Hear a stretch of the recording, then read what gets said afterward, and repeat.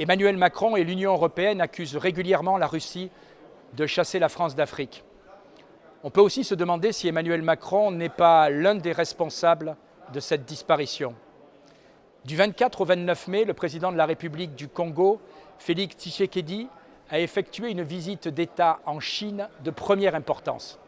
C'est évidemment tout son intérêt de multiplier les liens diplomatiques en faveur de son pays.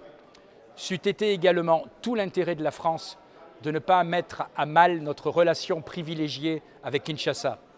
Malheureusement, l'Union européenne et Emmanuel Macron multiplient les erreurs dans ce pays comme dans la majorité des pays d'Afrique. Souvenez-vous du déplacement du président de la République en mars dernier à Kinshasa. Vous avez certainement aperçu les images d'Emmanuel Macron faisant la fête en bras de chemise, une bouteille de bière à la main, comme pour effectuer une dernière provocation à l'égard de ses hôtes. Cette image déplorable est venue couronner une série de bévues. Emmanuel Macron a refusé de condamner fermement le soutien du Rwanda de Paul Kagame aux milices sanguinaires du M23 qui sèment le chaos et la mort dans la région du Kivu.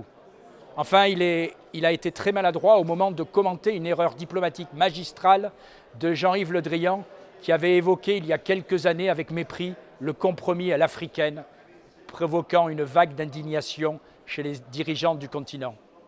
L'Union européenne, si prompte à brandir les mécanismes de sanctions, continue de refuser à agir fermement contre le Rwanda. Alors que des élections sont prévues en décembre prochain à Kinshasa, il est urgent que la France et l'Union européenne ne soient pas rayées de la carte de la République démocratique du Congo. Il est urgent, avec cet État, comme avec les autres États africains, de reprendre un vrai dialogue en tenant compte de l'intérêt de chacun.